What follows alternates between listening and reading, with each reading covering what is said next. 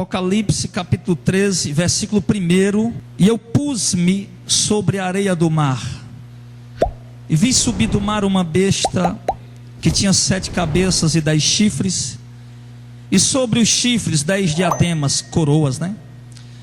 E sobre as cabeças um nome de blasfêmia. E a besta que eu vi era semelhante ao leopardo, os seus pés como de urso e a sua boca como a de leão. E o dragão deu-lhe o seu poder e o seu trono e grande poderio. E vi uma de suas cabeças como ferida de morte, e a sua chaga mortal foi curada. E toda a terra se maravilhou após a besta, e adoraram o dragão, que tinha dado à besta o seu poder, e adoraram a besta, dizendo: quem é semelhante à besta? E quem pode batalhar contra ela? E foi-lhe dada uma boca para proferir grandes coisas e blasfêmias, e deu-se-lhe poder para continuar por 42 meses. E abriu a boca em blasfêmias contra Deus, para blasfemar do seu nome e do seu tabernáculo e dos que habitam no céu. E foi-lhe permitido fazer guerra aos santos e vencê-los. E deu-se-lhe poder sobre toda tribo, língua e nação, e adoraram-na todos os que habitam sobre a terra, esses cujos nomes não estão escritos no livro da vida do Cordeiro, que foi morto desde a fundação do mundo. Se alguém tem ouvidos, ouça. Se alguém leva em cativeiro irá. Se alguém matar a espada, necessário é que a espada seja morto. Aqui está a paciência e a fé dos santos. O texto está falando, irmãos, está descrevendo uma besta, um animal que o texto diz que ele tem 7 cabeças, 10 chifres, um animal de uma aparência assustadora, de uma aparência aterrorizante. Agora fica a pergunta: a Bíblia está se referindo, irmão, a algum monstro que vai surgir em algum lugar do mundo? O que é esse monstro? O que são essas cabeças? O que são esses chifres? Porque até então nunca apareceu no mundo uma criatura semelhante a esta. Mas eu quero dizer para você, irmão, que nós vamos olhar por detalhes para entender. Primeiro, quem é a besta? Quem são os 10 chifres, as 7 cabeças, e quem é o dragão? E nós vamos poder entender que o texto não está falando de um ser, de um monstro, de um animal aterrorizante que vai surgir na terra. Não, nós vamos entender que o texto está falando de um líder, uma potência política mundial, que nós chamamos de o anticristo, um falso Messias, um anticristo, uma potência política. Nós vimos na semana passada, na sexta-feira, que no cenário mundial vai surgir 2 testemunhas de Deus, 2 profetas, 2 homens de Deus, que irão profetizar na praça da grande cidade, ou seja, lá em Jerusalém. Provavelmente, acredito eu, na Praça das Lamentações, por ser um dos lugares mais visitados em Jerusalém, um dos pontos turísticos mais visitados em Jerusalém. E essas 2 testemunhas vão estar ali dando o seu testemunho da parte de Deus. A Bíblia diz que eles vão atormentar os que habitam na terra com a mensagem que eles pregaram. A besta que sobe do abismo, que é o anticristo, que é essa potência, vai fazer guerra a eles e vai vencer. Porque até então as autoridades tentaram prender aqueles homens e não conseguiram. Em Apocalipse capítulo 11 diz que qualquer pessoa que se levantar contra as 2 testemunhas de Deus, vai sair fogo da boca deles e vai matar aquelas pessoas que se levantar contra eles. Eles têm que cumprir o testemunho deles, eles têm que cumprir o propósito de Deus na vida dele, eles têm que executar a ordem de Deus. Deus está com eles ali, protegendo, guardando e impedindo que qualquer coisa de ruim aconteça. Assim como Deus protegeu Jesus durante todo o tempo do seu ministério, assim como Deus protegeu João Batista durante todo o tempo do seu ministério. Muitas vezes, conversava com o irmão Luiz ontem, o irmão Luiz falava isso e me trazia a memória que muitas vezes tentaram prender Jesus, não conseguiram. Jesus passava no meio do povo e o pessoal não conseguia pegar ele, porque ainda não era o tempo dele, ainda não tinha chegado a hora dele, ele ainda estava livre para pregar o evangelho. Mas quando cumpriu o seu ministério, o Senhor teve que ser crucificado e morto. Assim foi também será também com as duas testemunhas de Deus, que se levantarão lá em Jerusalém, para dar um testemunho, uma mensagem de exortação e de arrependimento. Então, o anticristo, essa potência política vai se manifestar no cenário mundial, vai começar a se manifestar no cenário mundial nesse tempo, nessa época, onde ele vai fazer guerra àquelas duas testemunhas e vai matar elas, vai deixar o corpo delas durante 3 dias e meio na praça da cidade, e depois de 3 dias e meio, a Bíblia diz que um fôlego de vida da parte de Deus vai entrar naqueles 2 profetas, eles vão ressuscitar, e vão subir ao céu na frente de todo mundo, vai ver, os povos de Israel vão ver, muitas nações do mundo vão ver, acredito eu, por intermédio de câmeras, televisão, notícia de rádio, os turistas que estarão ali vão ver, e ali naquele momento vai haver um terremoto, vai cair a 10ª parte da cidade, e aí vai morrer 7.000 pessoas naquele terremoto lá em Jerusalém. Isso é uma profecia que vai acontecer. E naquele tempo o povo judeu vai se arrepender, eles vão dar glória a Deus. E quando o texto diz que eles deram glória a Deus, significa que eles se arrependeram, que eles reconheceram os seus pecados, que eles reconheceram os seus erros. E agora as duas testemunhas subiram, aqueles 2 profetas, aqueles 2 homens. E o anticristo, irmãos, está tentando de todas as formas conquistar a atenção das pessoas para si, tentando atrair a atenção do mundo para ele, tirar a atenção do mundo daqueles profetas, daqueles homens. E o anticristo vai tentar atrair a atenção das pessoas para si.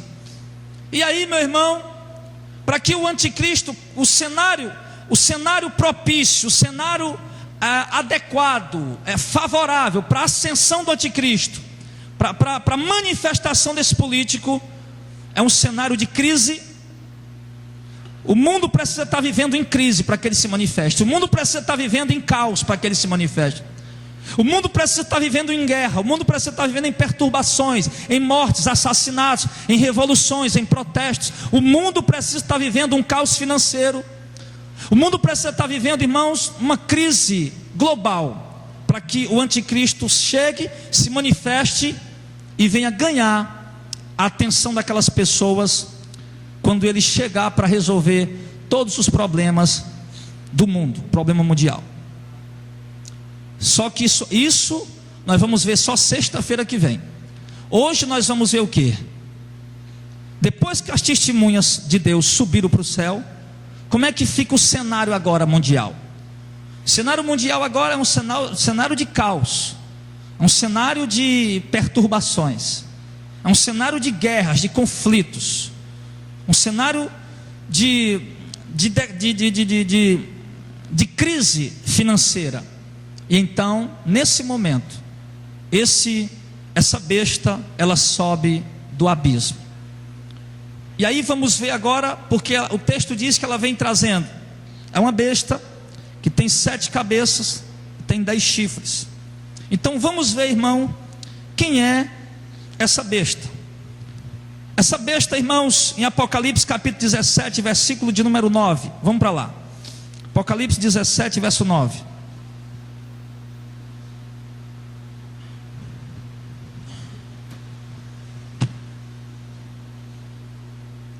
Apocalipse 17, primeiro lê o verso 1 até o verso 3, só para você ver como está falando da mesma besta.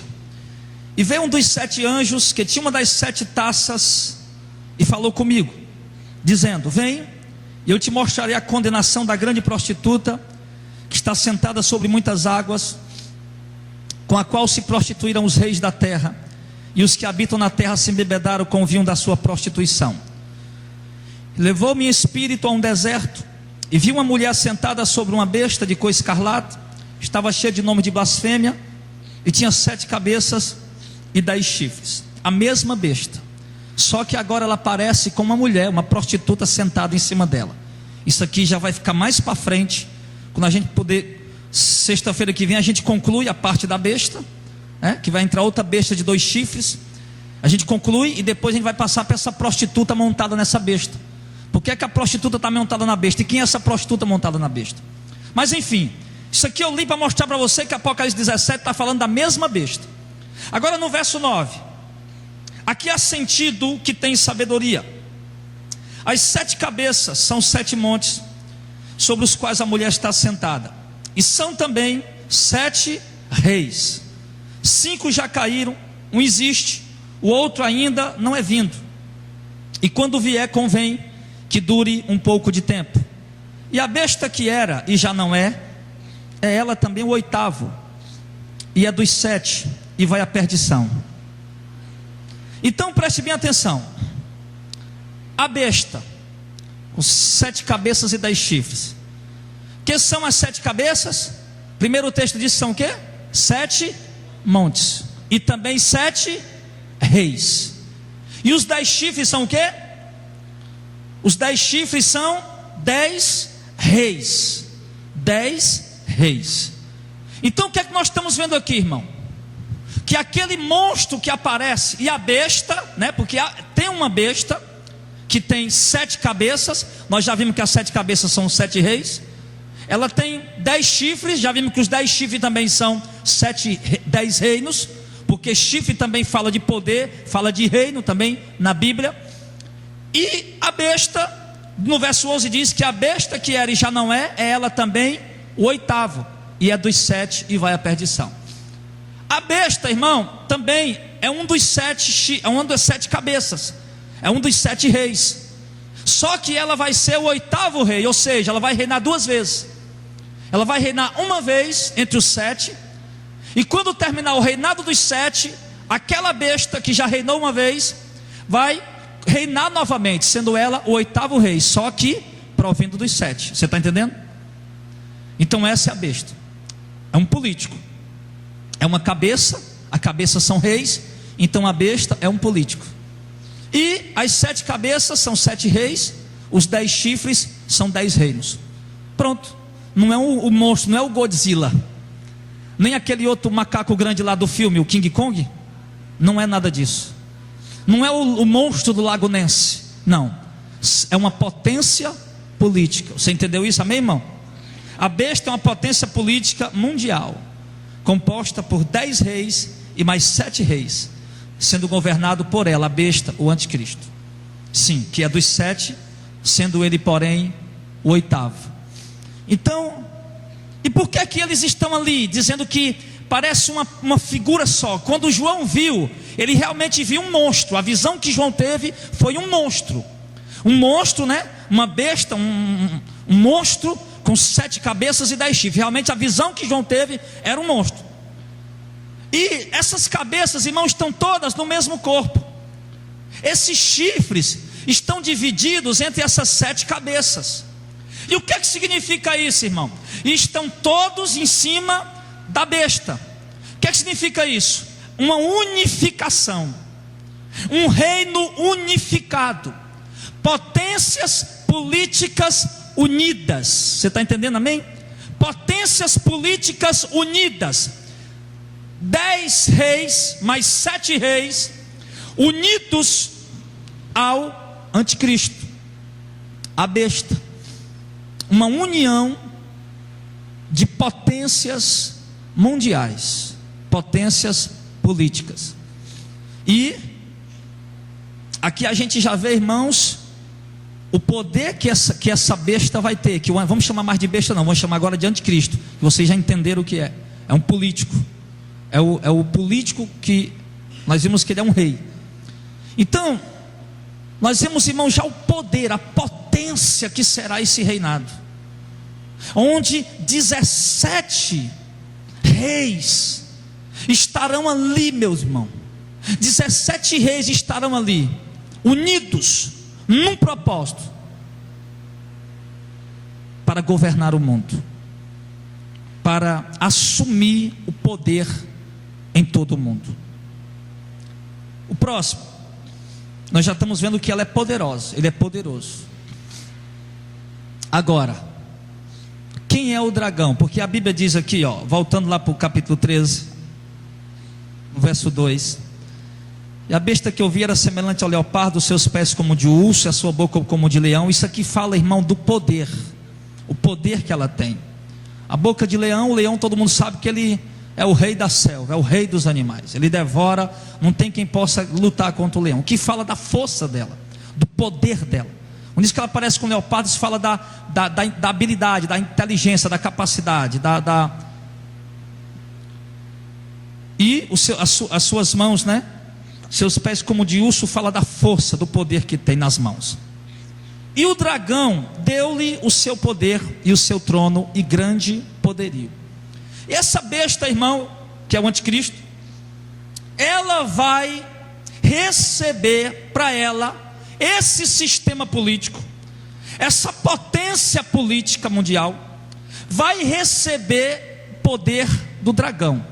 O dragão vai dar a ela o seu poder, o seu trono e grande poderio.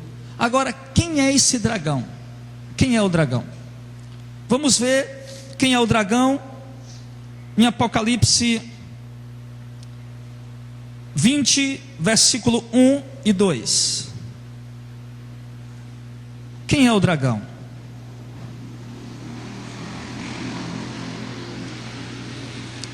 E vi descer do céu um anjo que tinha a chave do abismo e uma grande cadeia na sua mão.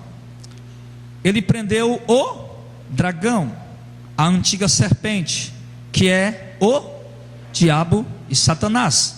Amarrou-o por 1000 anos. Apocalipse 12, versículo 7. Apocalipse 12, verso 7. E houve batalha no céu. Miguel e os seus anjos batalhavam contra o dragão. E batalhavam o dragão e os seus anjos, mas não prevaleceram, nem mais o seu lugar se achou no céu.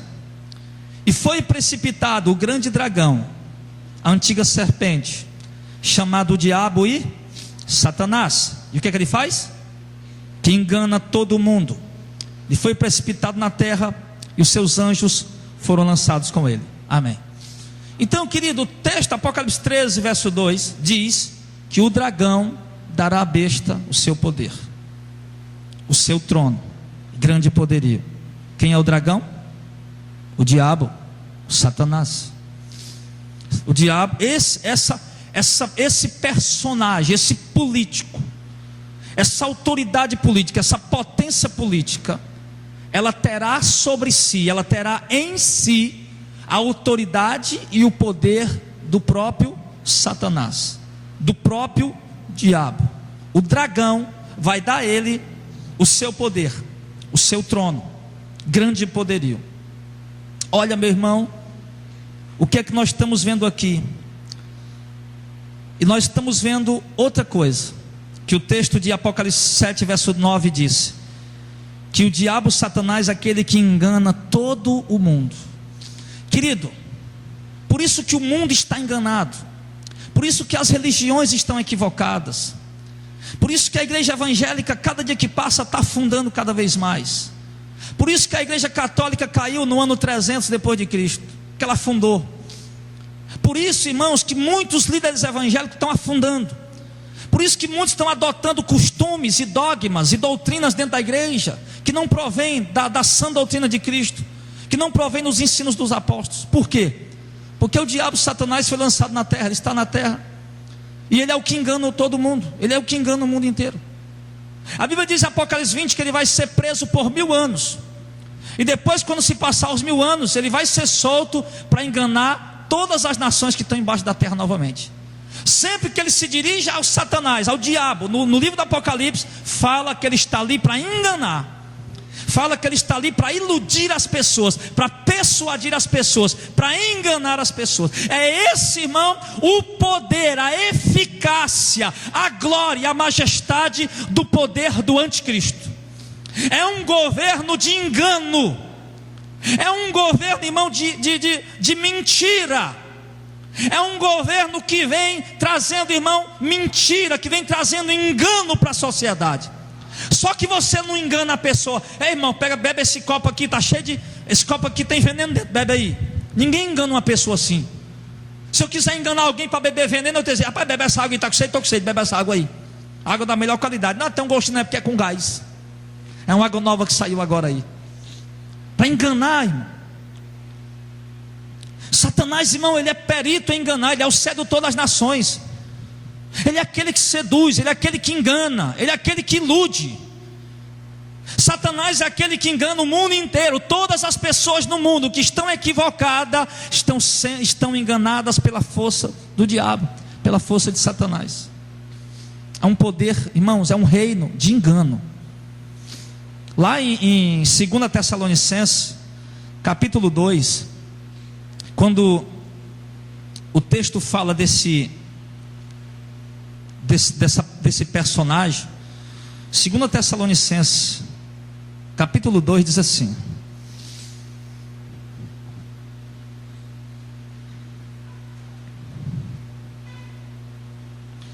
verso 3, aliás, verso 1. Ora, irmãos, rogamos pela, 2 Tessalonicenses 2 e 1. Ora, irmãos, rogamos pela vinda de nosso Senhor Jesus Cristo e pela nossa reunião com Ele, que não vos movais facilmente do vosso entendimento, nem vos perturbeis, quer por espírito, quer por palavra, quer por epístola, como de nós, como se o dia de Cristo estivesse já perto. Ninguém de maneira alguma vos engane, porque não será assim sem que antes venha a apostasia, se manifeste o homem do pecado, o filho da perdição. Ele se refere ao anticristo, a essa besta, o qual se opõe e se levanta contra tudo que se chama Deus ou se adora, de sorte se assentará como Deus, no templo de Deus, querendo parecer Deus. Pulando lá para o verso número 9. Esse cuja vinda é segundo a eficácia de Satanás, com todo o poder e sinais e prodígios de mentira, com todo o engano da injustiça para os que perecem, porque não receberam o amor da verdade para se salvar. Por isso Deus lhes enviará a operação do erro, para que creiam na mentira, para que sejam julgados todos os que não creram na verdade, antes tiveram prazer na iniquidade. Então a Bíblia fala aqui, irmão, mais uma vez, o apóstolo Paulo está se referindo a essa manifestação desse político, que depois vai se unir à besta de dois chifres, que é o falso profeta, e a gente vai ver semana que vem, o que é que eles vão fazer com o mundo, a obra que eles vão realizar na terra. Então nós estamos vendo aqui, que a besta é o 8º rei, e procede dos 7, é uma das cabeças, é o anticristo. As 7 cabeças são 7 montes e também 7 reis. Os 10 chifres são 10 reis, uma potência política. Estamos vendo agora que o dragão, ou seja, o diabo, Satanás, deu a essa potência política o seu poder. Irmãos, isso aqui a gente lembra de quê? Da manifestação de Jesus Cristo. Quando Jesus veio ao mundo, Jesus, ele existia desde a eternidade, junto com o Pai, junto com Deus o Pai, e ele veio para realizar uma obra, e ele realmente se manifestou em carne. Ele veio, entrou no ventre de Maria por intermédio do Espírito Santo, uma obra milagrosa do Espírito Santo, sem relação sexual, e ali estava o Filho de Deus, ali estava o Messias, ali estava o Salvador do mundo, ali estava a verdade, ali estava a vida. E agora a manifestação do anticristo é o oposto, é o contrário. Assim como Jesus é literalmente o Filho de Deus, a verdade e a vida, literalmente, irmãos, esse político, o anticristo, ele é a manifestação do próprio Satanás, do próprio diabo, do próprio demônio. E assim como Cristo era a verdade, ele é a mentira. Assim como Jesus era a vida, ele é a morte. Assim como Jesus veio para salvar a humanidade, ele está vindo para enganar e conduzir a humanidade para a condenação. Então, irmão, nós estamos vendo aqui que há uma força muito grande, há uma potência, um poder muito grande nessa força política, nessa união desses reinos, controlado, dominado por este homem, por este anticristo. Após a morte e a ressurreição das 2 testemunhas, lá em Apocalipse 11, do 13 ao 14, que deixou o mundo perplexo com a sua ressurreição e ascensão, quando aqueles homens ressuscitaram e subiram ao céu, o mundo ficou perplexo, ficou admirado, ficaram todos ali pasmados com aquela obra.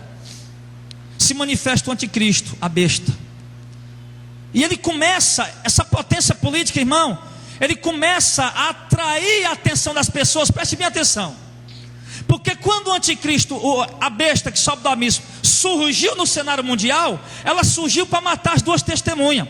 Pode conferir lá em Apocalipse 11, volta aí, 11 verso 7. E quando acabar o seu testemunho, a besta que sobe do abismo lhe fará guerra e as vencerá e as matará. Ou seja, a manifestação do anticristo, dessa besta que sobe do abismo, dessa potência política, a primeira manifestação dela aqui no livro do Apocalipse, é Apocalipse 11. Quando ele aparece no cenário mundial, o primeiro momento que ele aparece no cenário mundial é para quê? É para matar as duas testemunhas.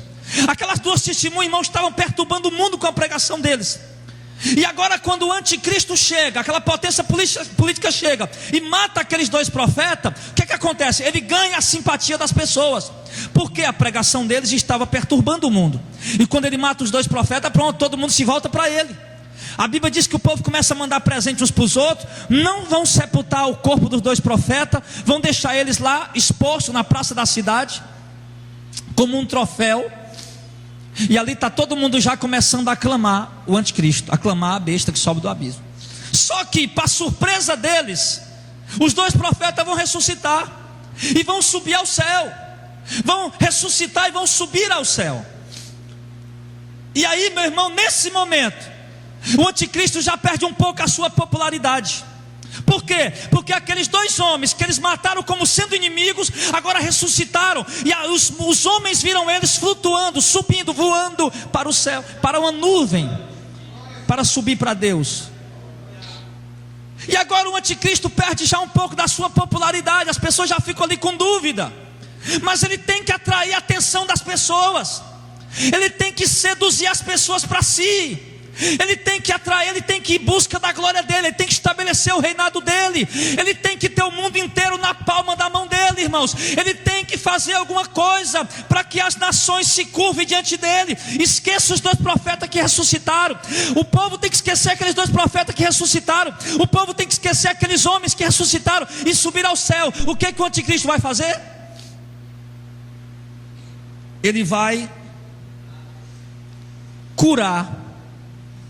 No verso 3, Apocalipse 13, verso 3. E eu vi uma de suas cabeças como ferida de morte, e a sua chaga mortal foi curada. E quando a chaga mortal foi curada, houve uma ressurreição. E o que acontece? E toda a terra se maravilhou seguindo a besta. É assim. E isso já está tudo preparado, já está tudo organizado. É como uma peça de um quebra-cabeça. Você já brincou de quebra-cabeça? Você encontra algumas peças, está faltando uma. Ou então é como um jogo de carta de baralhos. Está guardando aquela carta principal para dar a cartada final para ganhar o jogo. Como um jogo de dominó, está guardando aquela peça principal para o final, para poder encurralar todo mundo e poder ganhar o jogo. Assim o anticristo vai esperar o momento propício, o momento adequado, para que ele venha curar. Porque a Bíblia diz em 2 Tessalonicenses 2 o quê? Que ele vai vir com sinais e prodígios de mentira. Ou seja, sinais e prodígios para enganar. Pastor, e como é que ele consegue fazer um milagre como esse? Olha em Apocalipse 16. Como é que ele consegue fazer esse sinal? Apocalipse 16, verso 13. E da boca do dragão, da boca da besta e da boca do falso profeta. A besta quem é? O anticristo. E da boca do falso profeta vi sair 3 espíritos imundos semelhantes a rã, porque são espíritos de demônios que fazem prodígios, milagres. O que é que está dentro do anticristo? Falso profeta, a gente fala desse semana que vem. O que é que está dentro dele? Um espírito imundo semelhante a rã, que faz o quê? Prodígio, milagre. Dentro dele, irmão, está um espírito imundo que opera milagre. Eu preguei outro dia aqui, sinais e prodígios de mentira. Essa pregação está na rádio. Muitas vezes as pessoas acham que todo milagre que acontece proveniente do Espírito Santo. Não. Muitos milagres que acontecem hoje, meu irmão, em muitos lugares, inclusive nas igrejas evangélicas, as muletas que estão lá dentro do quarto dos milagres lá no São Francisco, as curas de câncer que o povo recebe, fazendo promessa para Padre Cícero, para Santo Expedito, para Santa Luzia, para Nossa Senhora Aparecida, né? A Senhora Aparecida, os milagres que as pessoas recebem, irmão, por meio dessas entidades, irmão, é esses demônios, os espíritos enganadores. Sinais e prodígios de mentira. Não, está aí, marca aí. Pastor, e como é que você sabe? Você está julgando? Não, meu irmão, é muito simples. Qualquer milagre que acontecer de uma boca que não está pregando o verdadeiro evangelho, proveniente desses espíritos imundos. Você pode, meu filho, pode estar chovendo milagre, mas lá não está pregando o evangelho do reino, o evangelho da salvação. Não está ensinando a doutrina, a santificação, o reino de Deus, o propósito. Qualquer igreja que esteja chovendo milagre, mas o propósito não é o reino de Deus, pode ter certeza que os milagres estão provenientes da operação desses espíritos que fazem milagre. Onde já se viu? Outro dia eu ouvi uma igreja evangélica falando mal de uma igreja católica, aí mostrando lá as imagens de Maria, de Jesus, não sei de quem mais. Aí é idolatria, é pecado. Eu digo, é verdade, mas qual é a diferença dele para vocês? Porque eles adoram a imagem de Maria, São Francisco, Santo Expedito, Santa Luzia, e vocês estão adorando a rosa ungida, estão adorando a medalha ungida, o martelo ungido, a fronha ungida. Qual a diferença dessa idolatria? Pelo contrário, eu acho até que os católicos estão um pouquinho melhor do que vocês. Por quê? Porque eles pelo menos estão adorando a imagem dos santos, vocês estão adorando apenas objetos que não valem nada. Não que eles estejam corretos, estão errados também, entenda isso. Mas entende, irmão, então ele vai vir e já vai manifestar, irmão, esse grande sinal. E aí quando ele manifestar esse sinal, o que é que vai acontecer? Verso 3: e vi uma de suas cabeças como ferida de morte, e a sua chaga mortal foi curada, e toda a terra se maravilhou seguindo a besta. Ficou todo mundo maravilhado. Verso 4: e adoraram o dragão que deu à besta o seu poder, e adoraram a besta dizendo: quem é semelhante à besta? Quem pode batalhar contra ela? Olha, irmão, o mundo vai se curvar diante da besta. O mundo vai se prostrar diante do poder dela. Quem pode batalhar contra a besta? Quem pode guerrear contra ela? Ela matou aqueles 2 profetas que perturbaram a terra. Eles ressuscitaram, subiram numa nuvem, mas agora ele está fazendo coisas extraordinárias. E nós estamos vendo que ninguém pode guerrear, ninguém pode batalhar contra ela. É isso que vai estar na mente do povo. Ninguém pode batalhar contra ela. E que notícia é essa, pastor? Para impor medo em todo mundo, para impor servidão em todo mundo. Por exemplo, você quer andar um pouco mais sem medo nas ruas? Deixe de assistir esses programas que tem aí, né? Como é o nome dos programas? Rota 22, o outro 190, tem outro? Barra Pesada, né? Cidade Alerta. Deixe de assistir esses programas, você vai ver, você vai andar mais tranquilo na rua. Por quê, pastor? Aquilo, meu filho, está impondo medo na sociedade. As pessoas saem de casa assustadas, com medo, apavorado, meu irmão. Por quê? Porque estão ali, a qualquer momento pode acontecer alguma coisa. Já estão ali naquele sentido. Aquilo está impondo medo, pavor, terror. Por quê? Porque é notícia. Aí a notícia está lá, o jornalista: olha, a violência aumentou tantos por cento. Violência aumentou tantos por cento. Claro, às vezes a gente fala sobre isso para poder falar dos sinais, né? Quando a gente prega sobre isso, né, a gente está falando dos sinais da violência, o cavaleiro vermelho, que está matando as pessoas, fazendo as pessoas se matar uns aos outros. Mas essas notícias aí, meu filho, no jornal todo dia, toda hora, está impondo medo na sociedade. E essa notícia aqui, ó: adorar o dragão que deu à besta o seu poder, adoraram a besta dizendo: quem é semelhante à besta? Quem pode batalhar contra ela? Isso é para impor, já impor pressão na sociedade, ó: ninguém se levante contra ela, porque ninguém consegue vencer. Ela foi a única capaz de matar as 2 testemunhas, os 2 profetas. Ela foi a única capaz de ressuscitar aquela cabeça que estava ferida de morte. Ninguém pode se levantar contra ela, ninguém, não adianta. Isso vai colocar isso na mente do povo, e o povo vai estar lá, igual aquele zumbi, né? Seguindo tudo, caladinho, de cabeça baixa, olhando para o chão, seguindo esse movimento. Então, querido, é uma potência extraordinária esse governo. do anticristo quando estiver na terra. Nós não podemos ignorar isso. E os povos vai fazer o quê? Adorar o dragão, que deu à besta o seu poder, e adorar a besta. Porque no momento que o povo estiver prostrado diante desse sistema político, no momento em que o povo estiver seguindo as leis impostas, criadas por esse sistema político, a unificação, a globalização, no momento em que as pessoas estiverem prostradas diante disso, seguindo essas leis, seguindo este movimento, elas estarão adorando a besta, que criou tudo isso, e ao mesmo tempo estarão adorando o diabo, Satanás, o dragão. No momento que eles adoram a besta, ao mesmo tempo, eles estão adorando o diabo. Se o diabo chegasse e dissesse: olha, eu sou o Satanás, ninguém adora ele. Então ele vem por trás de alguma coisa. Como, por exemplo, ele vem por trás das imagens de escultura. As pessoas estão adorando a imagem de escultura, estão adorando os demônios. As pessoas estão adorando aqueles amuletos, que eu prego muito isso aqui. Alguns irmãos chegaram aqui agora, né? Mas você vai ouvir muito eu falar disso, muito mesmo. Pessoas se prostram diante daqueles amuletos, levam aqueles amuletos protetor do lá, bota atrás da porta, sei o que mais, sei o que mais, sei o que mais. Tudo aquilo, a pessoa está adorando, se prostrando diante dessas entidades demoníacas. Então o mundo vai se curvar diante do poder desse político, desse antigo. Todo mundo vai estar lá maravilhado. Não, esse homem vai fazer muita coisa, esse homem vai resolver tudo. Olha o poder dele. Não tem quem consiga guerrear contra ele, não tem quem consiga batalhar contra ele, pelejar contra ele. Então vai lá estar todo mundo, irmão, ali com essa mente. E o anticristo, irmãos, infelizmente, vai atrair para si as atenções, vai conquistar o mundo, a política, vai conquistar também a religião, que a política ele já conquistou, está aqui, ele é uma potência política. Vai conquistar também a religião, que é o que nós vamos ver sexta-feira que vem, quando entra o falso profeta no meio disso. O falso profeta vai iludir a religião para conduzi-los a adorar o anticristo, a se unirem, enfim.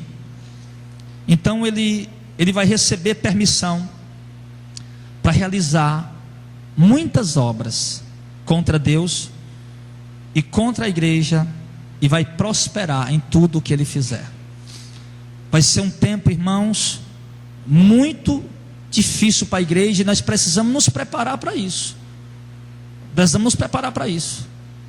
Porque nós esperamos o arrebatamento a qualquer instante? Esperamos. Mas o arrebatamento só acontece na 7ª trombeta. E nós estamos esperando as trombetas serem tocadas. Amanhã nós vamos falar sobre isso lá em Redenção. Não existem relatos históricos de 2000 anos para cá, de acontecimentos que apontem que alguma trombeta já foi tocada. Não existe. Porque a primeira trombeta vai ser tocada, o que é que vai acontecer? Apocalipse 8, uma chuva de meteoro. João disse: eu vi uma saraiva com fogo misturado com sangue. Chuva de meteoro. Não existe relatos históricos de uma chuva de meteoro devastando a terra. De 2000 anos para cá, não. Segunda trombeta, eu vi uma grande montanha pegando fogo e jogada no mar. João não sabia o que era um asteroide, não existia a tecnologia que tem hoje. João não fazia a menor ideia disso.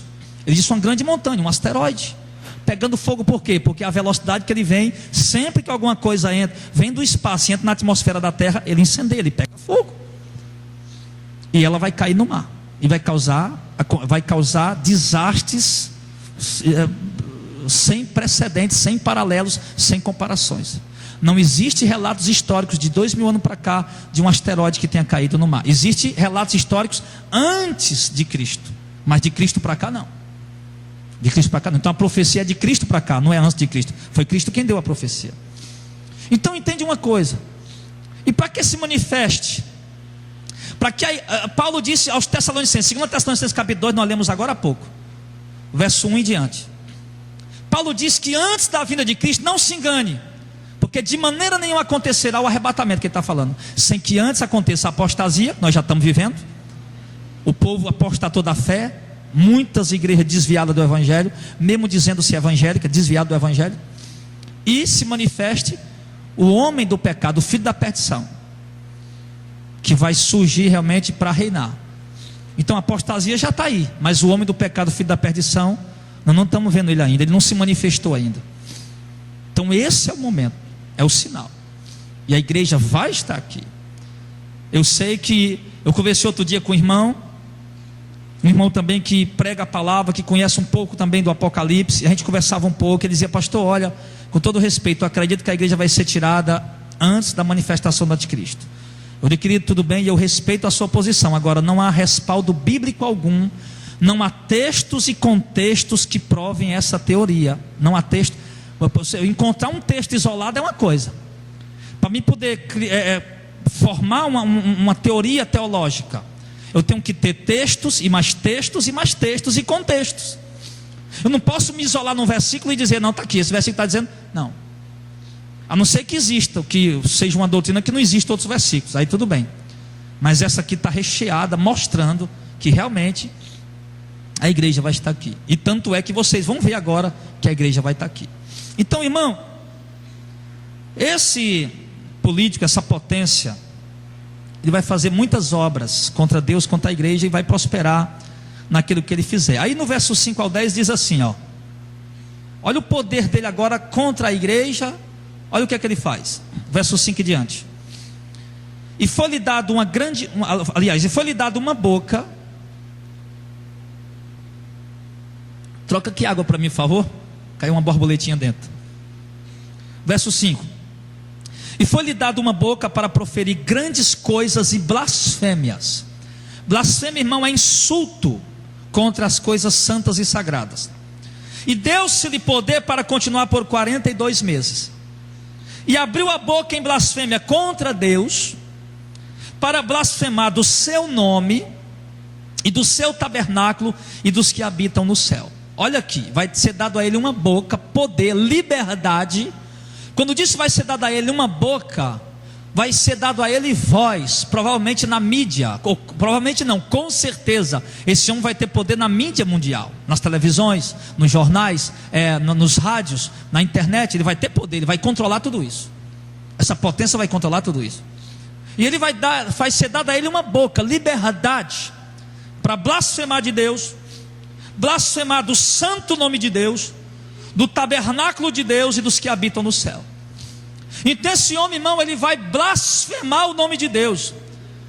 Ele vai insultar o nome de Deus. Ele vai tentar sujar, manchar a imagem do nome de Deus. Cadê esse Deus que não existe? Um Deus que nunca fez nada pela humanidade, um Deus que não interfere nos terremotos, um Deus que permite tsunamis, um Deus que permite morte. Isso vai ser o discurso político dele. E ele vai estar ali o quê? Trazendo paz, trazendo solução de problema. Então ele vai ser Deus, com D minúsculo, para a humanidade. E aí, o que é que vai acontecer com a igreja nesse tempo? Verso de número 7.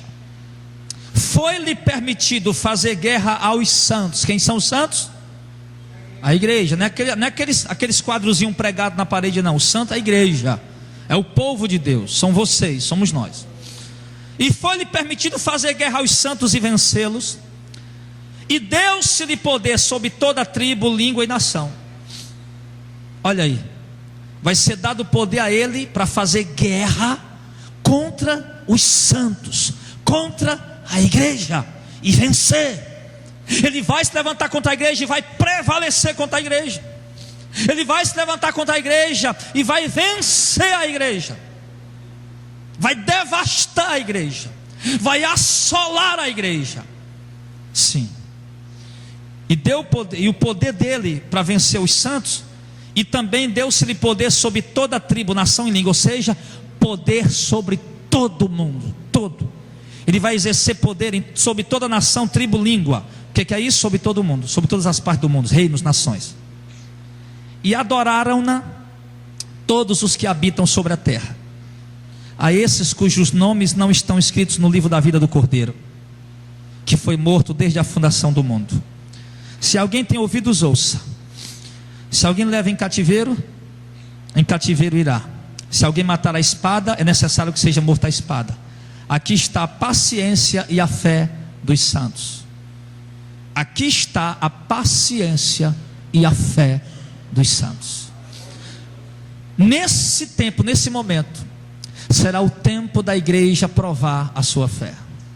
Será o tempo da igreja manifestar a sua confiança, a sua paciência nas promessas de Deus. Será que nós vamos ser como Moisés? A Bíblia diz que Moisés, em Hebreus capítulo 11, Moisés recusou ser chamado filho da filha de Faraó e preferiu sofrer com os israelitas, porque tinha em vista a herança, em vista a promessa. Nesse tempo, irmão, é o tempo em que a videira vai ser balançada. Esse tempo é o tempo da peneira para a igreja. Lembra quando Jesus disse: Simão, Simão, eis que Satanás pediu para vos peneirar como trigo, mas eu não deixei. Jesus não falou isso. O diabo pediu para peneirar vocês, Simão, mas eu roguei por vocês para que a tua fé não desfaleça. Ou seja, o diabo pediu, vocês vão ser peneirados, mas eu roguei ao Pai que na hora da peneira vai ser difícil, vai ser angustiante, vai ter muita aflição, dor, sofrimento, mas eu roguei para a fé de vocês ficar firme. A fé de vocês ficar firme nesse tempo. Nesse tempo vai ser feita a separação, vai ser passada a peneira. Nesse tempo, enquanto muitos, ele diz aqui no verso de número 8: e adoraram-na todos os que habitam sobre a terra, esses cujos nomes não estão escritos no livro da vida do Cordeiro, que foi morto desde a fundação do mundo. Apenas os que não têm o nome no livro da vida é que vão se curvar, se prostrar diante desse sistema, que vão seguir esse sistema, que vão adotar esse sistema. E qual sistema? Aí, se eu pregar hoje, né, não dá certo. Tem que ser para sexta que vem, porque tem que entrar logo o falso profeta para poder mostrar qual é o sistema, o que é que vai acontecer. Então, muitos vão adorar quando virem o que esse homem está fazendo no mundo, a solução que ele está fazendo, trazendo para o mundo, a paz que ele está trazendo para o mundo, irmão. O mundo vai se prostrar diante dele. Mas os que não têm o selo de Deus, os que não têm o nome no livro da vida, porque os que têm o nome no livro da vida vão estar tendo paciência e fé, esperando nas promessas do Senhor. Daniel capítulo 7 também fala, irmãos, dessa perseguição. Vamos lá, Daniel 7, 24 e 25. Lá para o livro de Daniel capítulo 7. Daniel, irmão, é vizinho a Ezequiel. Daniel capítulo 7,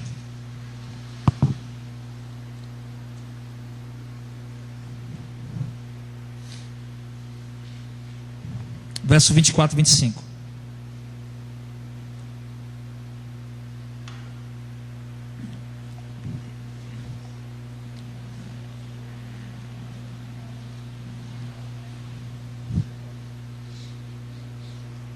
Daniel 7, 24. É importante que você encontre, porque a gente vai ler também outras passagens de Daniel. Também fala dessa perseguição. Daniel 7, 24 e 25 diz: e quanto às 10 pontas, os 10 chifres, né? Daquele mesmo reino se levantarão 10 reis. Depois daquele se levantará outro, o qual será diferente dos primeiros, e abaterá 3 reis. E proferirá palavras contra o Altíssimo, e destruirá os santos do Altíssimo. Daniel 7, 24 e 25. Daniel 7, 24 e 25. Ao verso 25. E proferirá palavras contra o Altíssimo, e destruirá os santos do Altíssimo, cuidará em mudar os tempos e a lei, e eles serão entregues nas suas mãos por um tempo e metade de um tempo. Então o que ele fala mais uma vez aqui? Sobre essas 10 pontas, esses reinos que vão se levantar contra os santos do Altíssimo, vão proferir palavras contra o Altíssimo, contra Deus, e vão destruir o povo do Altíssimo, os santos do Altíssimo. Daniel capítulo 8, versículo 10 ao 12 diz: e se engrandeceu até o exército dos céus, e a alguns dos exércitos das estrelas deitou por terra e os pisou. Se engrandeceu até o príncipe do exército, e por ele foi tirado o contínuo sacrifício, o lugar do seu santuário foi lançado por terra. E o exército lhe foi entregue, com o sacrifício contínuo por causa das transgressões. E lançou a verdade por terra, e fez isso, e prosperou. E vai lançar a verdade por terra. A verdade é a palavra de Deus. Vai lançar a verdade por terra, vai fazer isso e vai prosperar. Daniel 11, 32 também fala ainda sobre isso. Olha aqui como é que vai ser um pouco do reinado dele. Daniel 11, 32. O reinado do anticristo. E aos violadores do concerto, ele com lisonja perverterá. Vai perverter, aqueles vão violar o concerto de Deus, e ele vai perverter eles com lisonja, com bajulação, com promessas. Mas o povo que conhece o seu Deus se esforçará e fará proezas. E os sábios dentre o povo ensinarão a muitos. Todavia cairão pela espada e pelo fogo e pelo cativeiro e pelo roubo por muitos dias. Preste bem atenção, irmão. Um pouco aí do período do reinado do anticristo, da besta. Diz que ele vai, muitas pessoas vão violar o conceito de Deus, estão se afastando de Deus, a apostasia está em alta. E a esses violadores do concerto, e tanto cristãos como judeus, que não se converteram com a pregação das duas testemunhas, ele com lisonja perverterá, com lisonja perverterá, vai fazer com que esses homens se pervertam através de lisonja. Irmão, você quer perverter, você quer conquistar alguém, você quer fazer alguém perder a visão da verdade, é só bajular ele. Eu estava dando um exemplo, por exemplo, tem um programa evangélico aqui em Fortaleza, toda segunda-feira à noite. Já faz muito tempo que eu não assisto, mas eu sei que tem, eu acho que tem ainda, pelo menos tinha alguns meses atrás.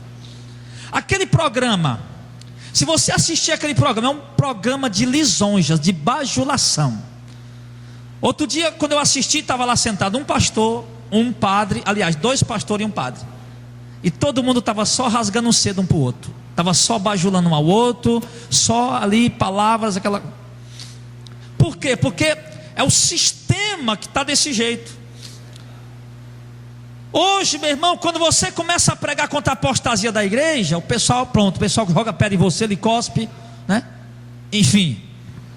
Mas se você começar a dar ouvido à bajulação deles, você vai se perverter também. Vai se perverter. Irmão, você sabe qual é o meu maior medo? Não, eu até quero, eu confesso aos irmãos que eu quero.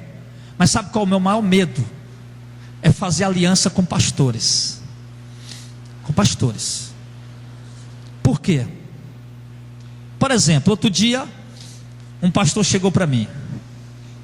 Ele disse: "Ô pastor Jadel, me dê seu telefone aí, pega o meu para a gente ficar em contato." Quando ele falou isso, irmão, chegou, eu já fiquei assim meio que angustiado, porque eu disse: esse homem está querendo se aproximar de mim. Um está querendo um laço, uma aliança, uma amizade.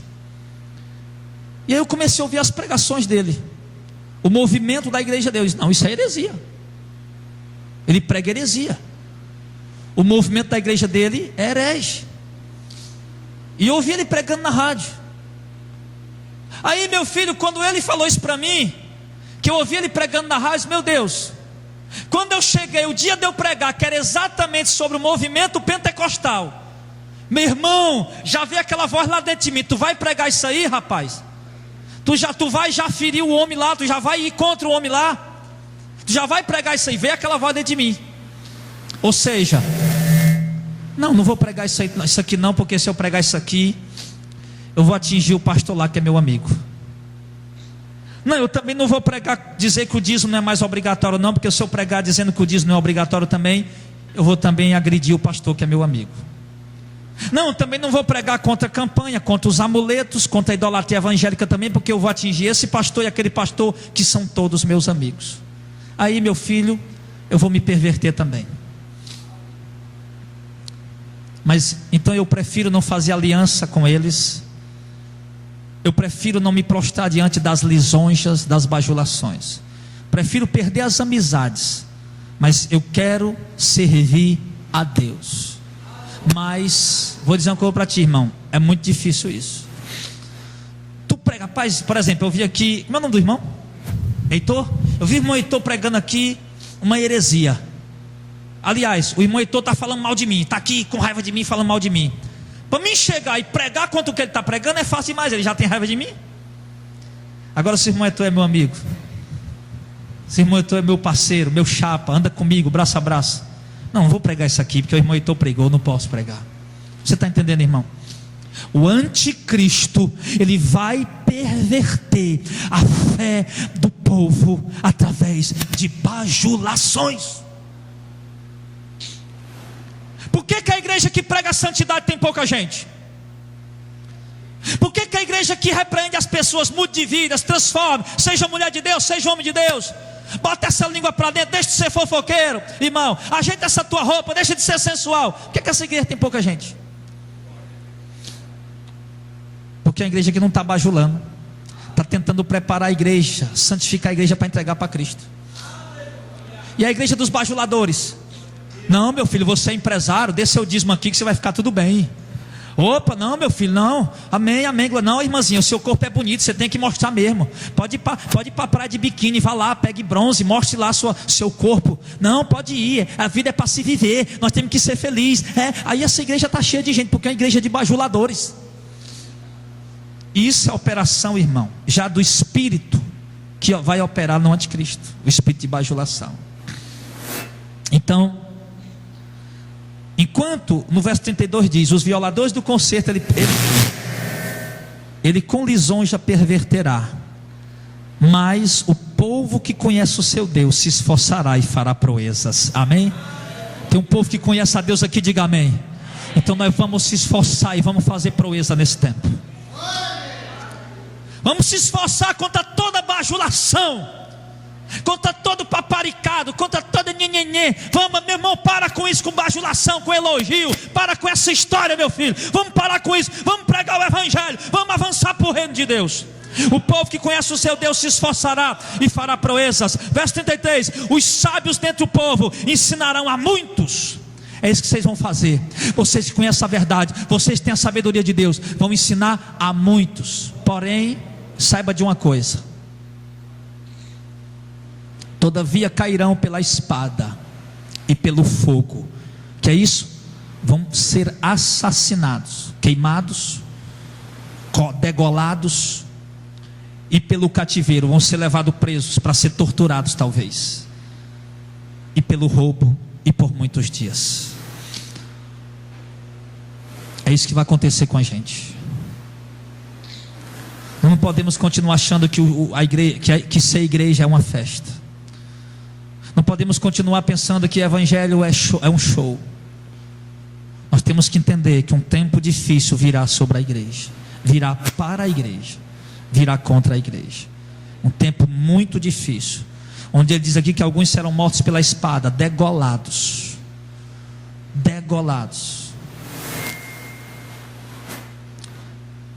Alguns serão mortos assim. Um tempo de muita dificuldade, onde nós não teremos mais liberdade de nos congregar num ambiente como esse, onde nós não poderemos mais nos reunir como igreja, assim como estamos nos reunindo hoje, abertamente no meio da rua. Se nós quisermos fazer cultos e sobreviver por mais algum tempo, nós teremos que nos esconder, teremos que fugir. Então, irmãos, e verso de número 34: e caindo eles, nós, serão ajudados com um pequeno socorro, mas muitos se ajuntarão a eles com lisonja. Caindo, sendo perseguido, vamos ter um pequeno socorro que Deus vai prover, não sei como nem como. E muitos vão se unir a nós com lisonjas, já para traição. Alguns dos sábios cairão para ser provados e purificados e embranquecidos até o tempo do fim, porque será ainda no tempo determinado. E esse rei fará conforme a sua vontade, e se levantará, e se engrandecerá sobre todo Deus, e contra o Deus dos deuses, o nosso Deus, né? Falará coisas incríveis e será próspero até que a ira se complete, porque aquilo que está determinado será feito. Você está vendo? O texto, irmãos, que é muito claro. Ele vai fazer conforme a vontade dele. Ele vai se levantar, vai se engrandecer, vai se exaltar sobre todo Deus, e contra o Deus dos deuses vai falar coisas incríveis e vai ser próspero até que o tempo da ira de Deus se complete, porque o trono dele vai ser apagado, o trono dele vai vir ruir, mas até que a ira de Deus chegue até ele, ele vai prosperar no que ele fizer.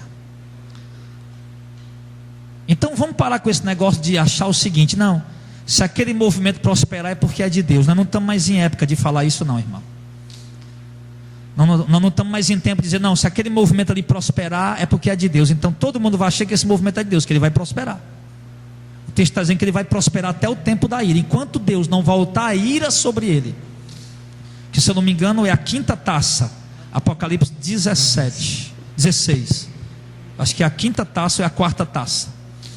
Enquanto Deus não derramar a ira de Deus sobre ele, ele vai estar prosperando em tudo que ele for fazer, vai estar dando tudo certo. E não é de Deus esse movimento, é do diabo. Então, irmãos, será um tempo muito difícil para a igreja. Será um tempo de realmente, irmão, muito clamor. Aí nós vamos entender realmente o que é ser cristão de verdade. Alguns vão entender realmente o que é ser igreja de verdade nesse tempo. Por enquanto, alguns não estão entendendo o que é ser igreja, não estão entendendo o que é seguir a Cristo. Mas nesse tempo, quem estiver vivo vai experimentar disso. Irmão, eu vou dizer aqui para você com toda sinceridade: bem-aventurado é o crente, o homem de Deus, a mulher de Deus, que partir para Cristo antes desse tempo. Bem-aventurado é o servo de Deus, o homem de Deus, a mulher de Deus, que partir para Cristo antes desse tempo, porque será um tempo de muita dor, muito sofrimento. Muito provavelmente alguns cristãos vão ver seus filhos sendo assassinados à vista deles.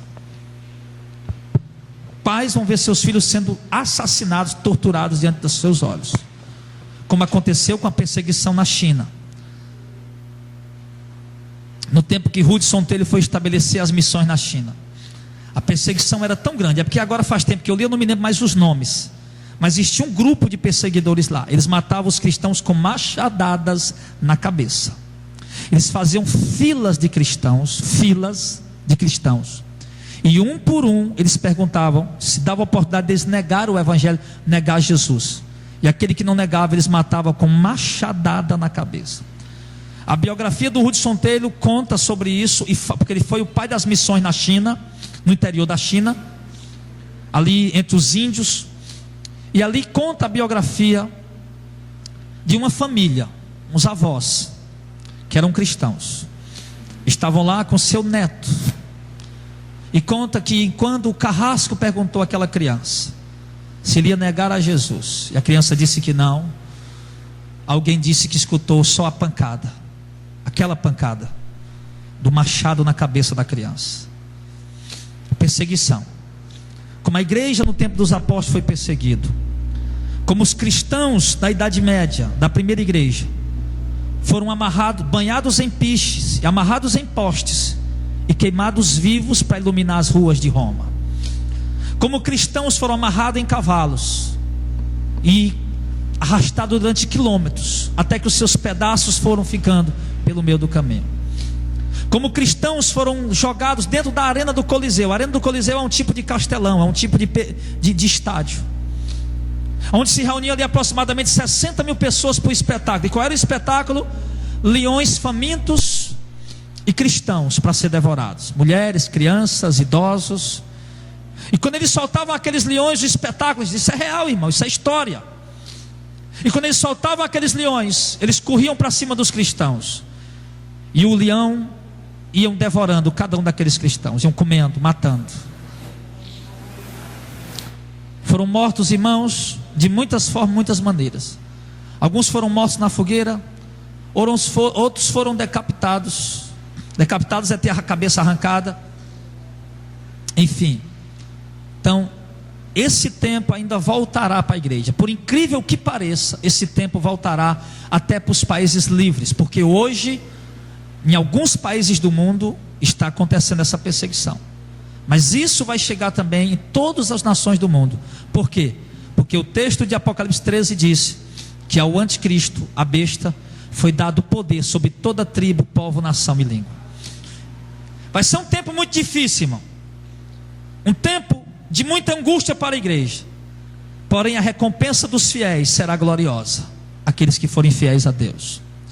Em Daniel capítulo 7, do verso 9 ao 14, vamos ler agora, para a gente concluir essa mensagem.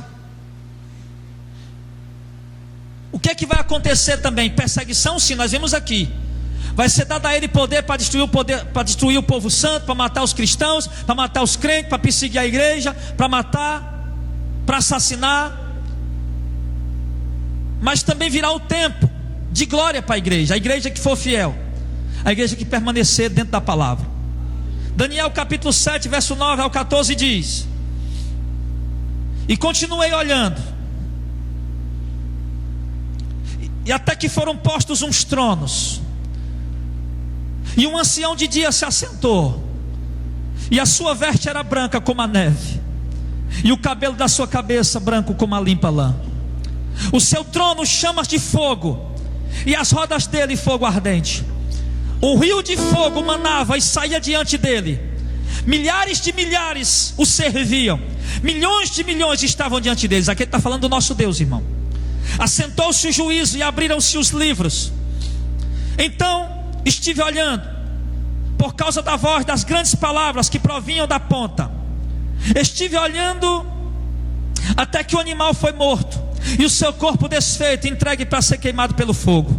Aqui ele está falando já da condenação do inimigo. E quando os outros animais foi-lhe tirado o domínio, todavia foi-lhe dado prolongação de vida até certo espaço de tempo. E eu estava olhando nas minhas visões de noite, e eis que vinha nas nuvens do céu um como o Filho do Homem, é Jesus. E dirigiu-se ao ancião de dias, estava sentado no trono, que é Deus o Pai, e o fizeram chegar até ele, e foi-lhe dado o domínio, e a honra, ou glória, e o reino, para que todos os povos, nações e línguas o servissem. E o seu domínio é um domínio eterno, que não passará, e o seu reino único, que não será destruído. Verso 26 ao 27. Mas o juízo se estabelecerá, e eles tirarão o seu domínio, o domínio do anticristo, para destruir e para desfazer até o fim. E o reino e o domínio e a majestade dos reinos debaixo de todo o céu serão dados ao povo dos santos do Altíssimo, e o seu reino será um reino eterno, e todos os domínios servirão e lhe obedecerão. Amém. O reino vai ser dado a quem? Aos povos dos santos do Altíssimo, a nós, a igreja.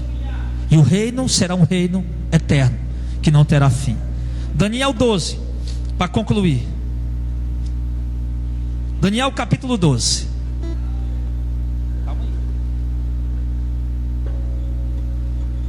Verso 1. Os últimos tempos.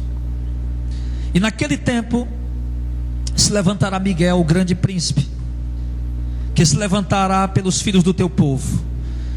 E haverá um tempo de angústia, qual nunca houve, desde que houve nação até aquele tempo. Mas naquele tempo se livrará o teu povo, todo aquele que se achar escrito no livro. E esse livro, ele diz, o livro da vida. Muitos dos que dormem no pó da terra ressuscitarão, uns para a vida eterna e outros para a vergonha e o desprezo eterno. Os sábios, pois, resplandecerão como o resplendor do firmamento. Os sábios vão brilhar como o sol, é isso que ele está dizendo. Os sábios, irmão, não são os teólogos, é qualquer pequenino que serve a Jesus Cristo. E os que a muitos ensinarem a justiça refulgirão como as estrelas, sempre e eternamente. E tu, Daniel, fecha essas palavras e sela este livro até o tempo do fim. Muitos correrão de uma parte para outra, e a ciência se multiplicará. E eu, Daniel, olhei, e eis que estavam outros 2 anjos, um desta banda à beira do rio, e outro da outra banda à beira do rio. E ele disse ao homem vestido de linho, que estava sobre as águas do rio: que tempo haverá até o fim das maravilhas? Eu ouvi o homem vestido de linho, que estava sobre as águas do rio, quando levantou a sua mão direita, a sua mão esquerda ao céu, e jurou por aquele que vive eternamente, que depois de um tempo, de tempos e metade de um tempo, e quando tiverem acabado de destruir o poder do povo santo, todas essas coisas serão cumpridas. Eu, pois, ouvi, mas não entendi. Por isso eu disse: Senhor meu, qual será o fim dessas coisas? E ele disse: vai, Daniel, porque essas palavras estão fechadas e seladas até o tempo do fim. Muitos serão purificados, embranquecidos e provados, mas os ímpios procederão impiamente, e nenhum dos ímpios entenderá, mas os sábios entenderão. Amém. E desde o tempo em que o contínuo sacrifício for tirado e posta a abominação desoladora, haverá 1290 dias. Bem-aventurado o que espera e chega até 1335 dias. Tu, porém, vai até o fim, porque repousará e estará na tua sorte no fim dos dias. Amém. Queridos, o nosso intuito aqui hoje era mostrar para vocês quem é a besta que sobe do abismo. E nós vimos que os 10 chifres são 10 reis, as 7 cabeças são 7 reis, que a própria besta é o 8º rei, que procede dos 7, que já reinou uma vez e virá reinar pela segunda vez, sendo ela o 8º rei. Nós vimos que esse reino será uma grande potência, uma potência que dominará o mundo inteiro e que perseguirá os santos do Altíssimo, a igreja do Senhor. Vai fazer guerra e vai vencer, e vão matar alguns de nós. Mas eu digo para os irmãos que verdadeiramente, irmãos, é tempo da igreja começar a buscar o Senhor. É tempo da igreja começar a se aproximar mais de Deus. É tempo de nós começarmos a nos achegar mais, a ser cheio do Espírito Santo. Por quê, pastor Jadel? Porque tudo, irmão, o cenário mundial, quando a gente olha um pouco, eu não sou muito ligado nessas coisas, mas por conta de ser um pregador de profecias, um pregador de anúncios proféticos, um pregador da volta de Cristo, pregar o arrebatamento da volta da igreja, às vezes eu me levo a ser obrigado a ver um pouco sobre isso. Eu estava vendo, irmão, que já existe um sistema globalizado no mundo. Existe o grupo do G20. O que é o G20, pastor Jadel? Os 20 países, as 20 nações de maior poder financeiro. As 20 nações. Existe também o G8. Do G20 tira-se o G8. E quem são os G8? Os G8 são as 8 nações mais poderosas financeiramente, poderosas do mundo. 7 nações, e incluindo a Rússia, que agora em 2014 foi excluída desse grupo, pois está fazendo guerra com a Ucrânia, se eu não me engano. Então, irmãos, tudo já existe. Se você for pesquisar, estudar um pouco, irmão, você vai perceber o seguinte: que o mundo, a Europa, está vivendo a pior crise de toda a sua existência. Eles unificaram a Europa, uns 48, não, eu me esqueci agora, 27 ou 48, eu me esqueci. Alguns países no continente europeu se uniram e unificaram a moeda que eles chamam de euro. O Brasil, ele está enquadrado dentro do Mercosul, onde é outro bloco que também mobiliza, para mobilização, para facilitação do sistema da movimentação financeira e do comércio. Eu pude perceber, irmãos, que os países do mundo se organizaram em blocos. Existem alguns blocos organizados nos países do mundo, onde eles fazem uma movimentação comercial com facilidade. E esses blocos desses países do mundo se unirão facilmente ao sistema da besta. Por quê? Porque a crise mundial está instalada em todo o mundo. Os Estados Unidos desde 2011 está afundado numa crise. A Europa está afundada numa crise pior do que a dos Estados Unidos, pior do que a dos Estados Unidos. E o Brasil está entrando numa crise agora que nós não fazemos nem ideia onde é que isso vai parar.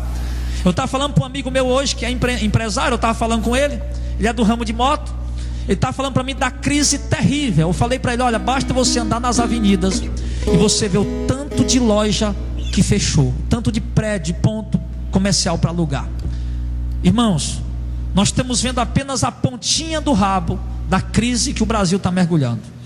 O cenário hoje é um cenário totalmente propício para a manifestação do anticristo. A falta de paz no mundo, a crise financeira, crise econômica, bancos poderosíssimos quebrando, fechando, enfim, um cenário catastrófico, socialmente falando, e é exatamente o cenário que ele quer encontrar para poder resolver os problemas e ganhar a atração da população mundial. Então é tempo, irmão, da gente vigiar, é tempo da gente estar atento aos sinais.